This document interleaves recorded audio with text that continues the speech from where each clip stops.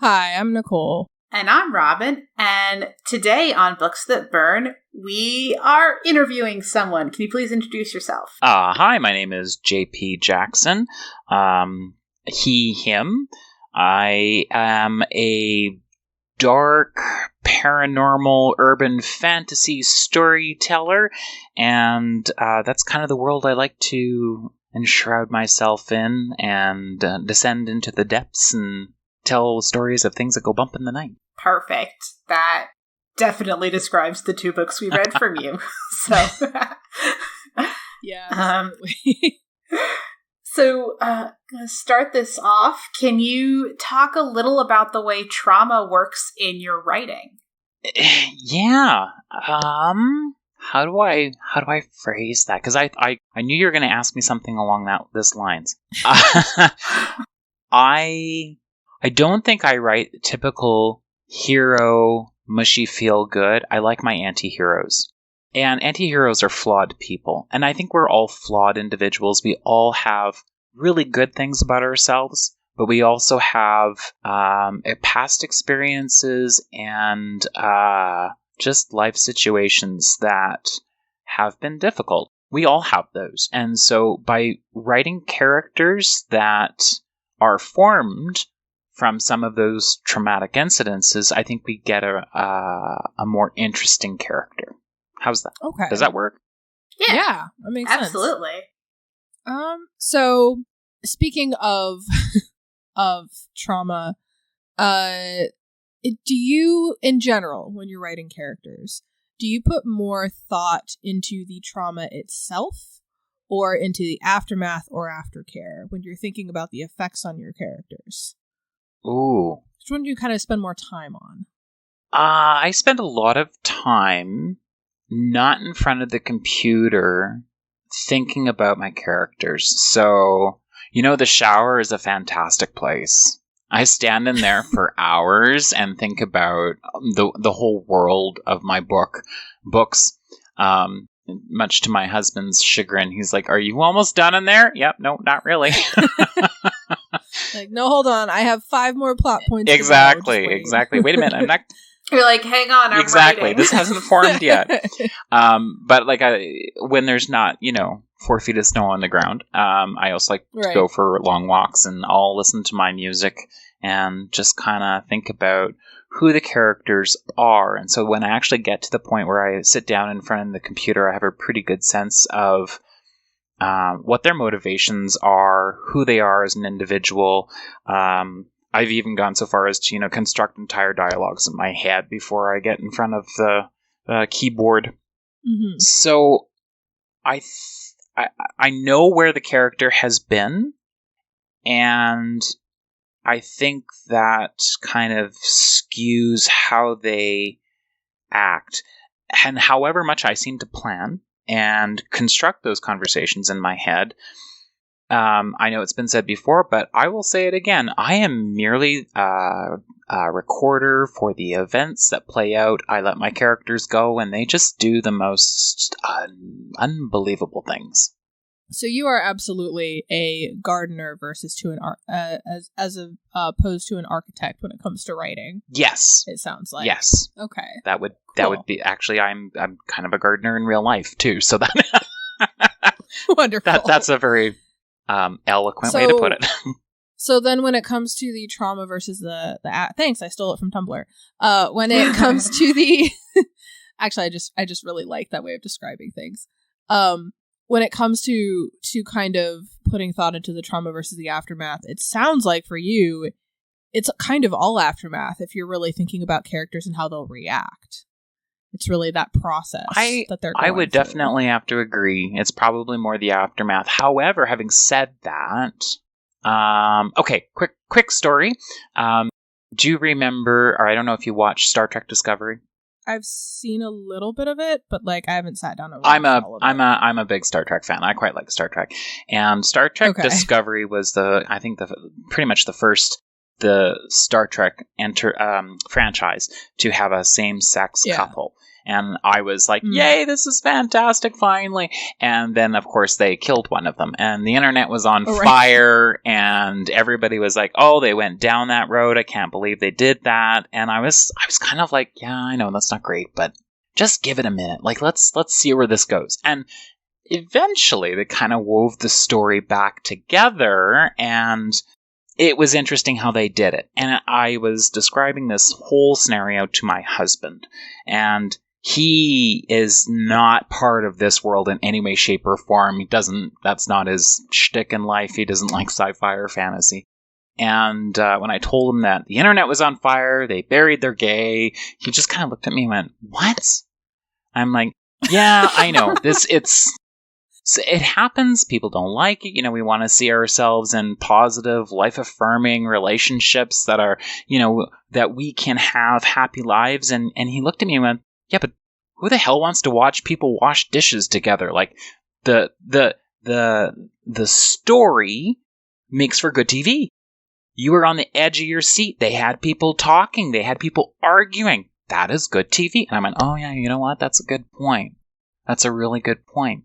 I mean, eventually they brought the story back around, so it wasn't really the whole true bury your gay trope, and I was thrilled with that, but it did. It made for an edge of your seat, people were talking story. So I don't know if that's good or bad, but for my characters that are flawed and they've got trauma and they've dealt with crap in their past, to let them kind of go through the story I'm about to tell without any additional trauma doesn't seem to me like a good edge of your seat story. I want to throw things at them and see how they deal with it. That was a really long answer. No, that's fine.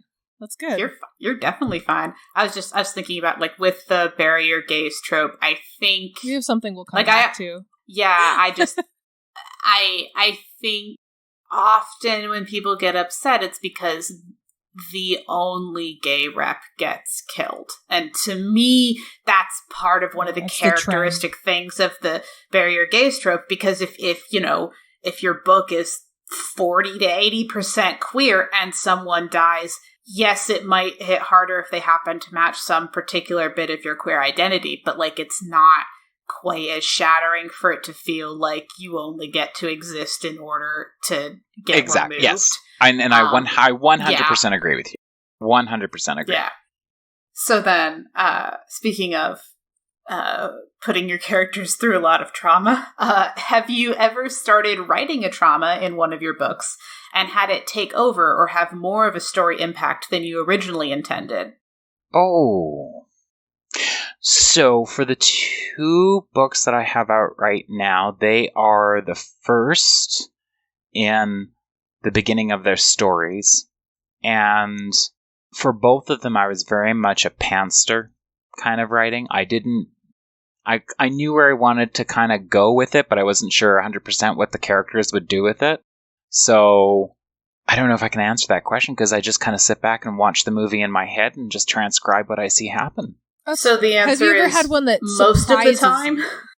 Well, then have you ever had a trauma where a character reacts differently than you would have anticipated? Than I would have anticipated. Yes. And then I have to, and then you stop and go, what the hell? Like, why did you do that? Why did you do that? Delete. No. No. Wait a minute. That's not what I wanted. I think so. I think, yes. Yeah, because I know Magic or Die, that there was one particular trauma that just kind of went, oh yeah, okay, no, I didn't expect that to happen, and there we go. It happened. Now what? Mm-hmm. What do we do? I can't say more than that because it would be spoilery. That's fine. Fair. We will ask you more about that in the spoiler-free zone. Yes. So kind of in a similar, like, taking the same concept in a slightly different direction. Since you are someone who kind of gets to know your characters, it sounds like, and you don't decide for them necessarily, have you ever had a traumatic event in your books change your perception of them?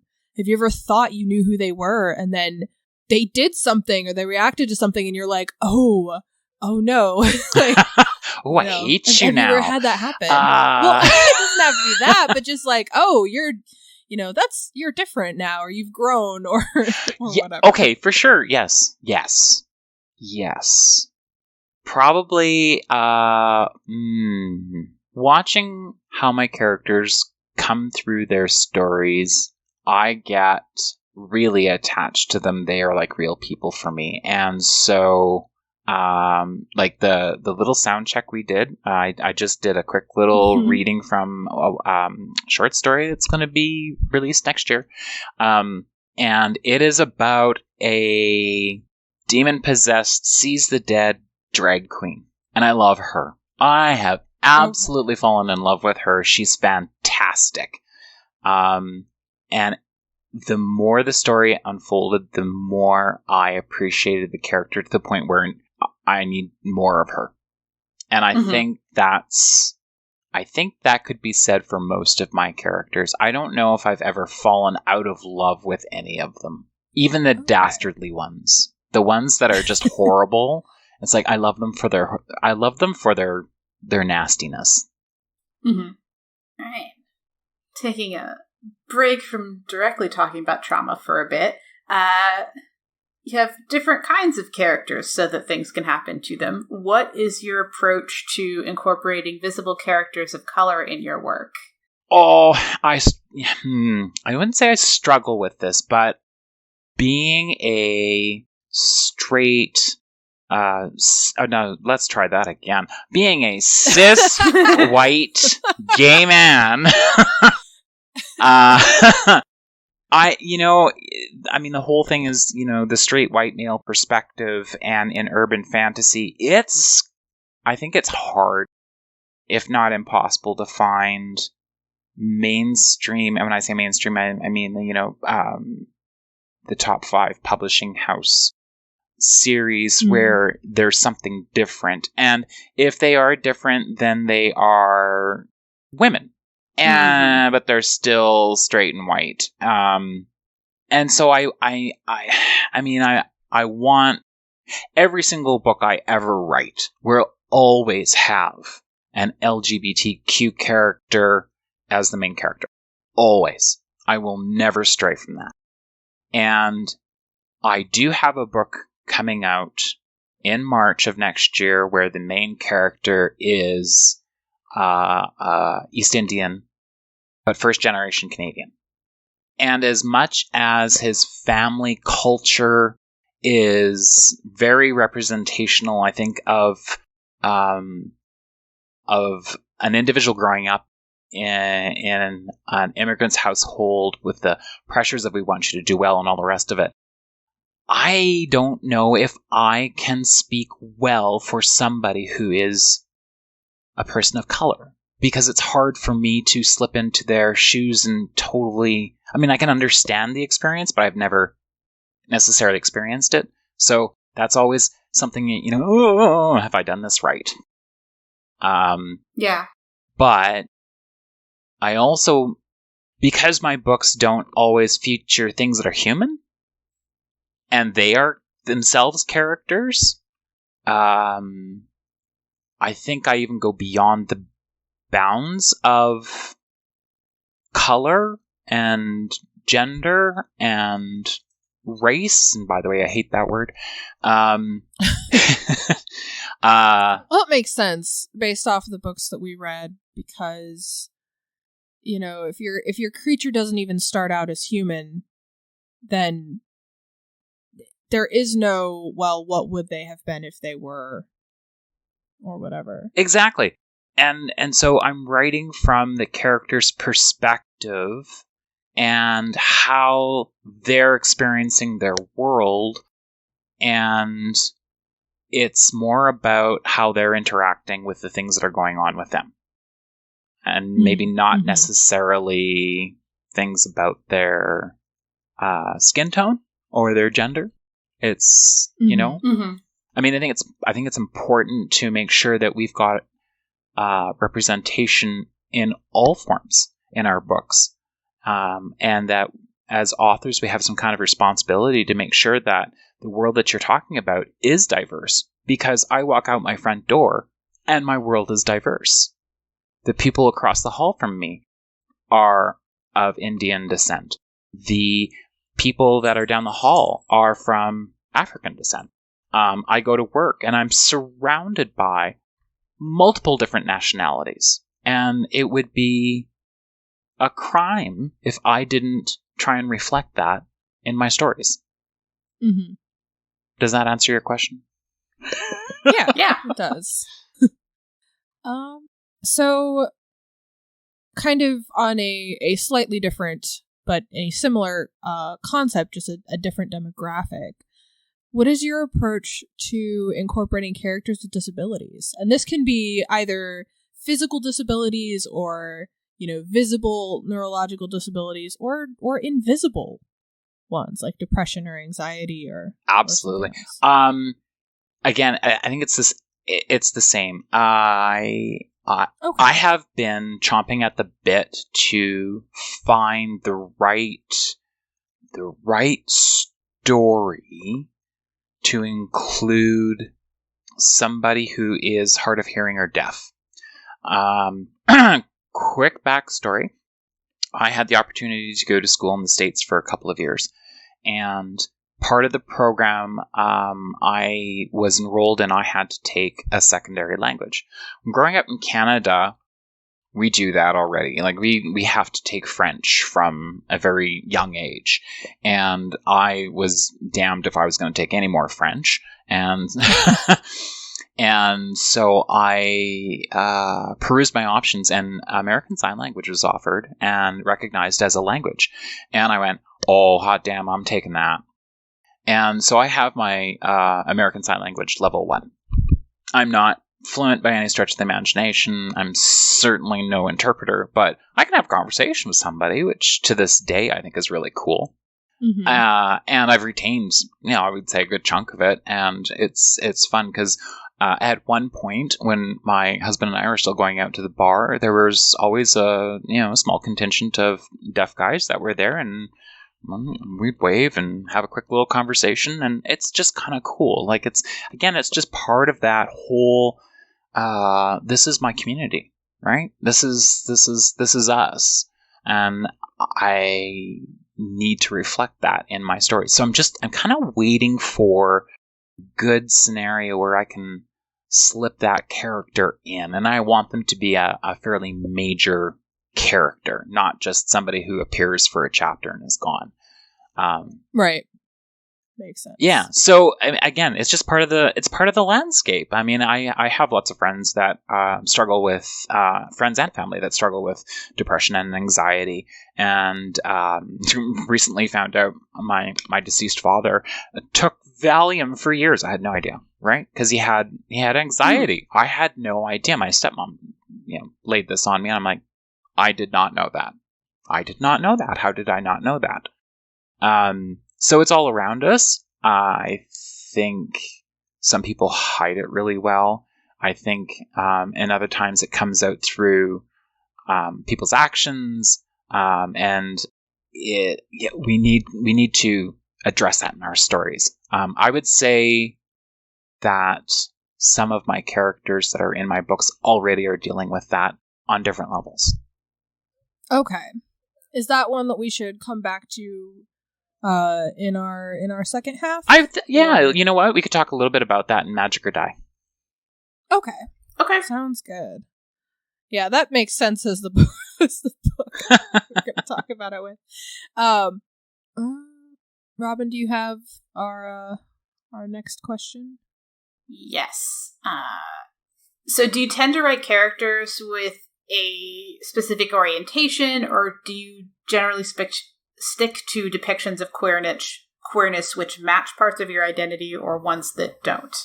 Oh, when I first started out, when I wrote Daemonian, it was definitely, I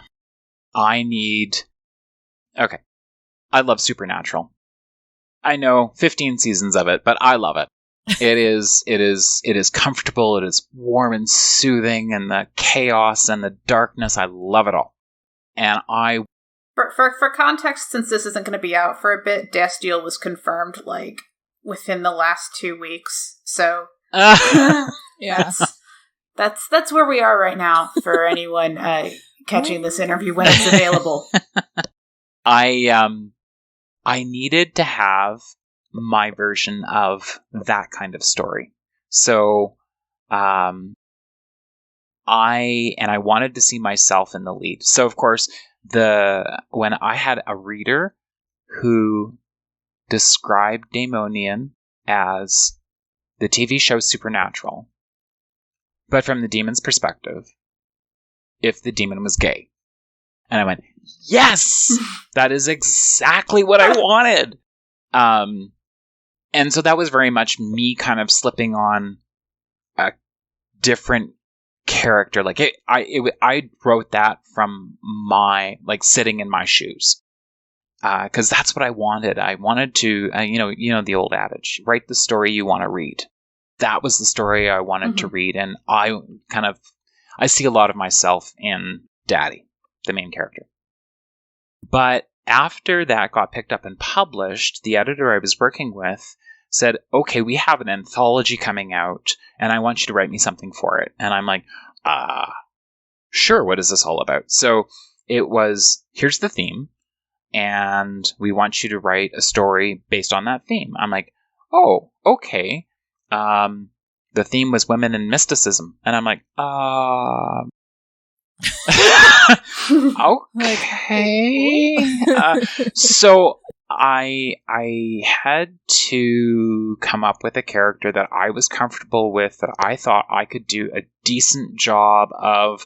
And so I ended up writing A Tended Garden, which was a short story and included in, the anthology name is escaping me. Oh, that's terrible. Oh my goodness, isn't that horrible? Okay, hang on. I will come back to that. I'll look for that while I'm talking about it.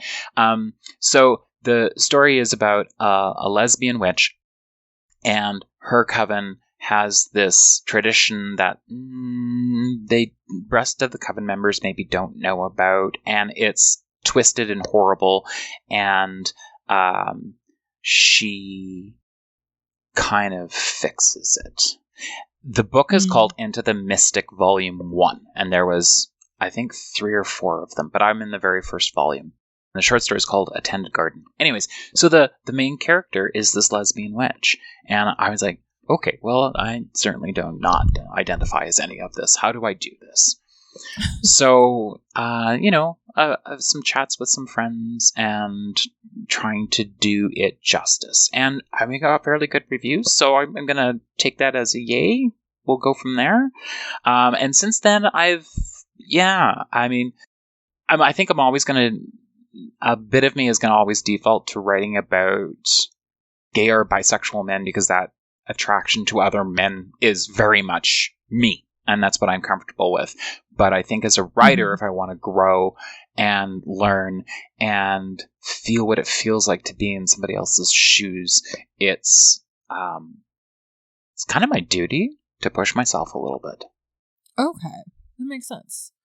Yeah, and that's a difficult thing. So you've kind of talked about this feeling kind of twice of like how do I represent? I'm going off script, and is already a question we didn't write down. I could tell. Okay. You've talked kind of twice about this feeling of like, well, if I don't experience that, if I don't understand that, how do I write it? What do I do? And so then my question is, if you have a character who's interested in women or just not interested in men in general, or if you have a character who is a person of color, or if you have a character with a disability that you don't really understand or you don't really have experience with, do you have an approach toward writing something about them without it being about that piece of them? Do you have an approach for that yet, or are you still kind of figuring that out? I think in some ways I'm still figuring that out, because every character you step into to write about has its own skin. Everybody's got a very, very different experience, and trying to get that right is tough. And I try very much to empathize with the characters that I'm writing about. It's like, well, how would they feel in this moment? What's going on? I mean, I guess a lot of it comes back to, this is how I would feel. Wouldn't that be similar? Yes, no, maybe. I don't know. But that would be spoilery. I can't say that yet. I do have a character that I'm working on right now, but I've had to dig in and do some research and say, well, what is this experience like? What is the journey here? How would somebody get to this point in life where I know the story starts? So I've done some interviews, I've done some reading, I have some more interviews to do. Thankfully, I'm blessed with having a wide network of folks that I can call upon to say, I'm not trans. What does that mean? How did you discover that? What does that feel like? I mean, I know what it felt like growing up, knowing I was different. And then when I figured out, oh, that's because your sexual attraction is to other men, that contextualizes that for me, right? And I'm okay with that. But what does it mean to wake up every day as a trans person and not feel right in your own body? What does that mean? How does that express itself as you walk throughout your day? So that's the kind of research that I want to do. And like I said, I'm very fortunate that I have a number of different people that I can call up and go, hey, would you be willing to talk to me about your life, your experience, what this looked like, your landscape? Would you share that with me so that maybe I can get this right?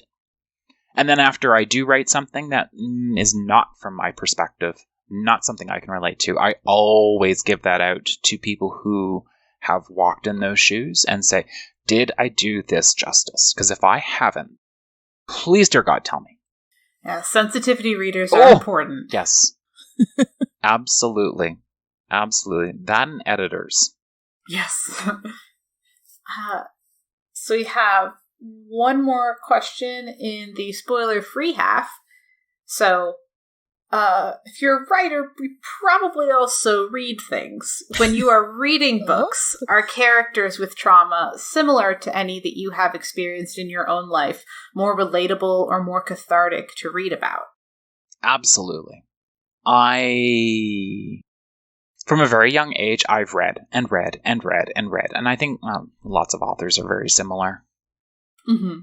But after coming to terms with my own sexuality, I continued to read. And I mean, when I was growing up in my late teens, early 20s, which was, like the late 80s and early 90s, it was Anne Rice, it was Stephen King, it was Stephen R. Donaldson, and Mercedes Lackey, and all those fantasy horror stuff. I think Anne Rice was kind of maybe the first of the, for me anyways, of the really good urban fantasy that I now crave and read all the time. But none of it was, I could not see myself in these books, or I was the side character, or it was some horrifying representation thereof. So when I started finding books that were like, oh my God, yes, this is me, they were far and few between. And I think those stories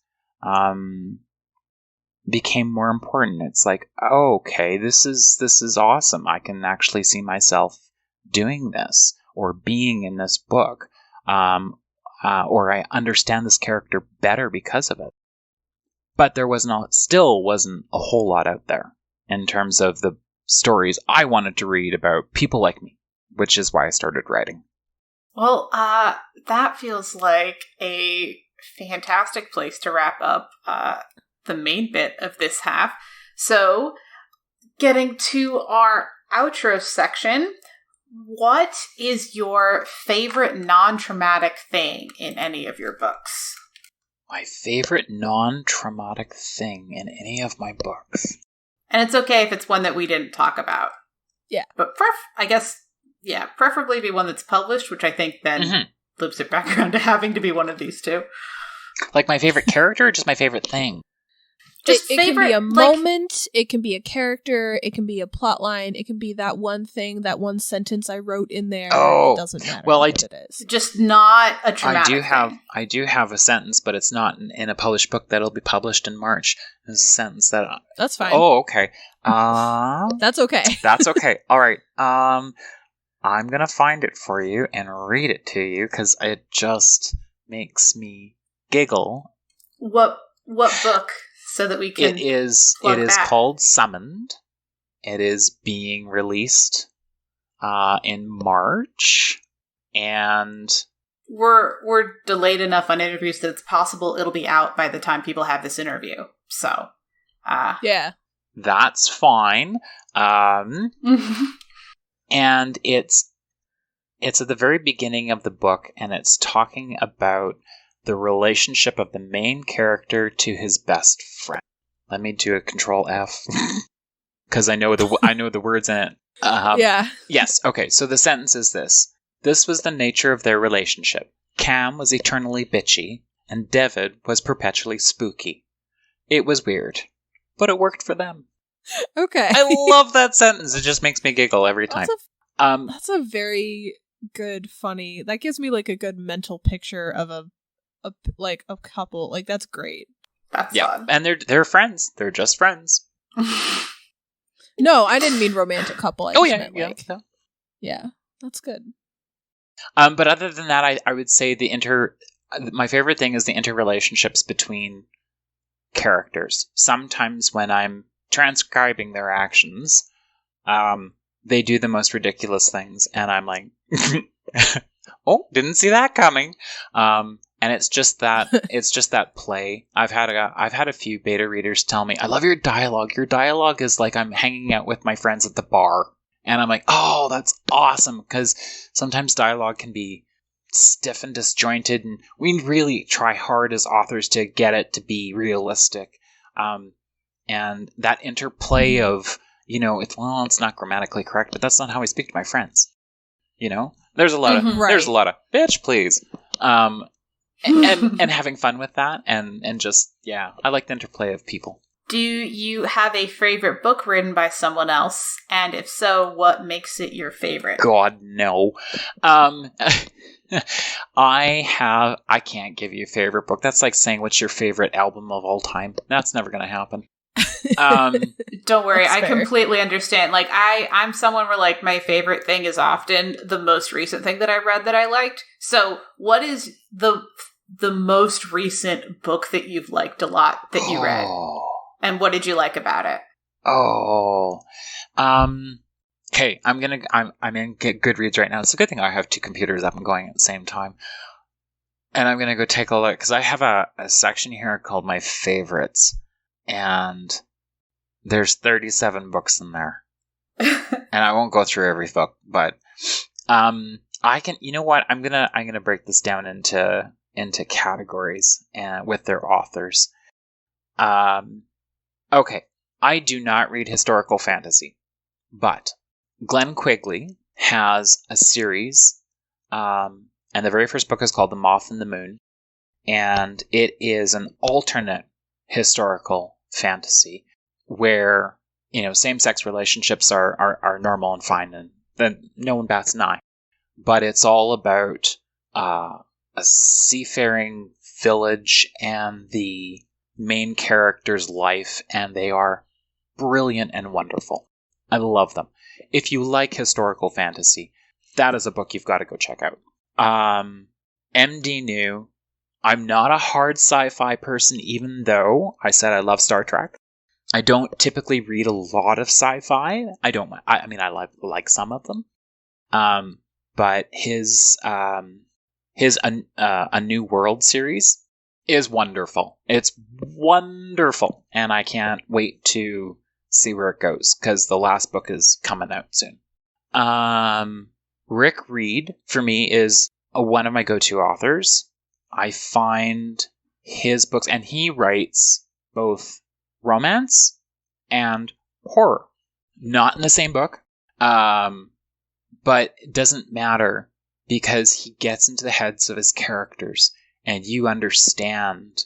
You're able to swim in it, and you just become immersed in the character's brain, and it's wonderful to see their perceptions on life. And when you're talking about horror, I've read a couple of his where it's just like, I don't think I ever wanted to be that deep into a serial killer's head. You're like, wow, yeah, it was something else. So I'm finding Rick Reed and Rick R. Reed. Yes. Is this with or without? Same person. With or without the initial? Oh, okay. Same person. Nice. Okay. If you want a really good laugh, Rob Rosen. I have read a couple of his books, and they're just a giggle from the get-go. E.M. Hamill, again, sci-fi fantasy. Dolly I absolutely fell in love with that book. And the main character can switch genders, and it's wonderful. It is fantastic. I loved it. Do you want me to go on? Because I can. Well, our next question is if you have queer authors or authors of color whose work you'd like to shout out. So if you want to continue this there. So, I am terrible. There are some authors on my list that I've read who I know are trans. I know who are bisexual, it's one of those, my brothers and sisters under the LGBTQIA2S, all those letters, and I might know them for that, and allies as well. I honestly don't necessarily know if any of these would identify as person of color. Mm-hmm. Okay. So I don't think... Well, and you've listed a couple of people we know are queer authors, like MD New. Yeah. So I've kind of a little bit got that one of those categories covered already.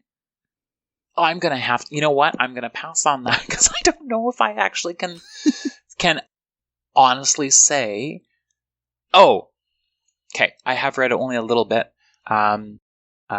S.A. Collins.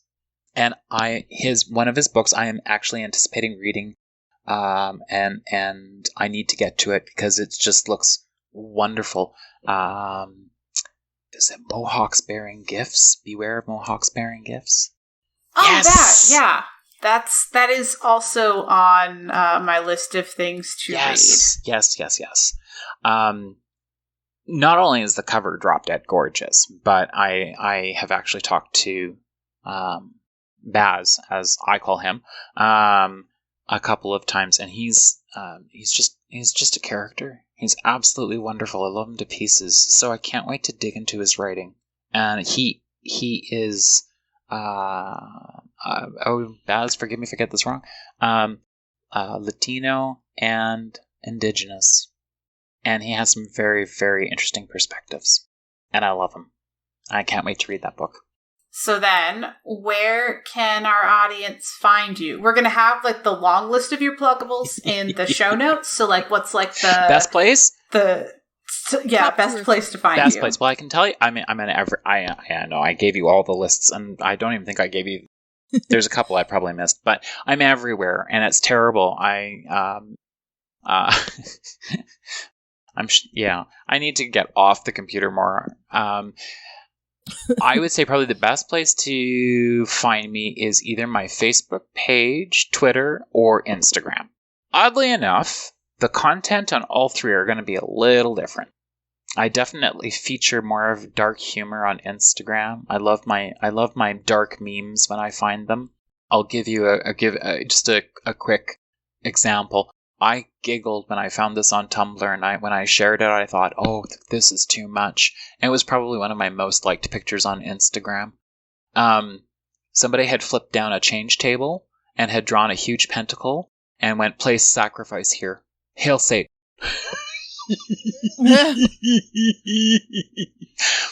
So if you like that kind of dark humor, come follow me on Instagram because you'll get more of the same. Wonderful. And that Twitter handle is CanuckBear88, CanuckBear88. Right, Canuck. Because, that's how Canadians refer to ourselves. We're just a bunch of Canucks. I had heard that. And I'm definitely the bear in the household, so Yeah. And my nieces and nephews call me Auntie Bear. Mm-hmm. Fun.